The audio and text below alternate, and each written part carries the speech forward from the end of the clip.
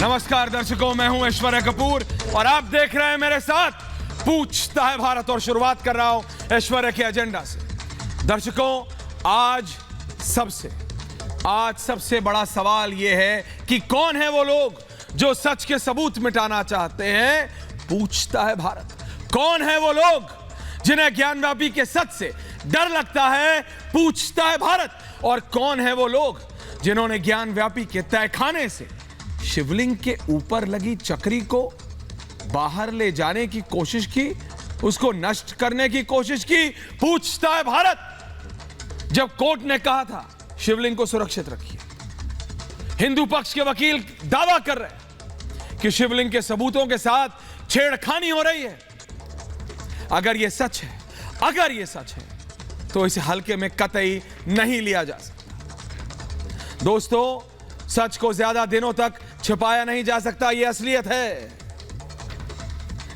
सच में वो उजाला है जिसे अंधेरे में कैद नहीं किया जा सकता। भाई आज थोड़ी, ये तो पुरानी कहावत। मैं ये कह रहा हूं, अगर हिंदू पक्ष ये कह रहा है कि छेड़छाड़ हुई, अगर ये सोचिए एक क्षण के लिए, दूसरा पक्ष ये कहता, जब अभी पूरा पैनल जुड़ेगा मैं तब पूछता हूं, अगर दूसरा पक्ष यानी मुसलमान पक्ष ये कहता कि उनको जो पूजा यानी उनकी आस्था के अनुसार उन्हें जो नमाज पढ़ने के लिए बोला है, वो बोला यहां नहीं यहां कर लो, अगर हल्का सा भी होता तो क्या उसमें बवाल नहीं मच गया होता?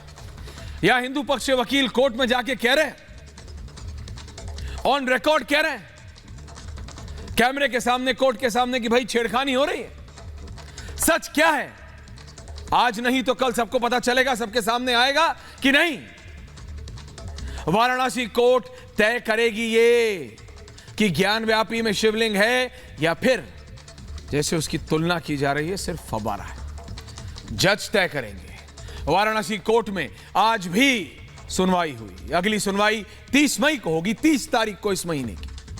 मुस्लिम पक्ष की अपनी दलीलें हैं तो हिंदू पक्ष भी अपनी बात रख रहा है। लेकिन यह बात सिर्फ लीगल नहीं है। हां, जो कोर्ट कहेगा वो अंतिम होगा और दोनों पक्षों को मानना पड़ेगा और मानना चाहिए भी। लेकिन ये रिलीजियस सेंसिटिविटीज के साथ जुड़ा हुआ मसला है। आप बात किसी के आराध्य की कर रहे हैं। किसकी दलील में कितना दम, ये तो कोर्ट तय करेगा। किसके पास साक्ष्य है और कौन सिर्फ शगुफे लगा रहा है, ये तो कोर्ट तय करेगा। लेकिन जीतेगा वही जो सच के साथ है, इसमें कोई दो राय नहीं होनी चाहिए। वो सब लोग जिन्होंने सर्वे पर सवाल उठाया, वो सब लोग जिन्होंने कोर्ट पर सवाल उठाया, चुप हो गए। क्योंकि हिंदुस्तान में संविधान सर्वोपरि है और रहेगा। जो सच के बाहर आने से डर रहे हैं, वो कौन है? वो कौन लोग हैं जो नहीं चाहते कि सच बाहर आए?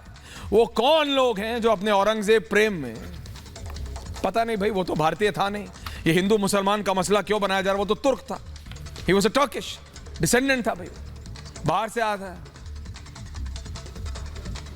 ज्ञानव्यापी पर भड़काऊ बयान, देखिए क्या है, दोनों पक्ष बहस करते हैं कोर्ट के अंदर जो होता है। आज पूरा पैनल जुड़ेगा। नुपुर शर्मा खुद वरिष्ठ वकील भी हैं और बीजेपी के राष्ट्रीय प्रवक्ता भी हैं। उधर से अब्दुल हामिद नौमानी, मुफ्ती नदीमुद्दीन और सैयद जवाद जुड़ेंगे। मैं सिर्फ इतना कहता हूं दर्शक, कोर्ट के अंदर जो हो रहा है वो तो चलिए लीगली हो रहा है, जो कोर्ट के बाहर हो रहा है वो सही है क्या? आपने आराध्य की तुलना किस किस से कर दी, बोलते नहीं बनता है, लेकिन हो रहा है, लगातार चल रहा है, क्योंकि सब कोई शांति से ले रहा है। ये कब तक?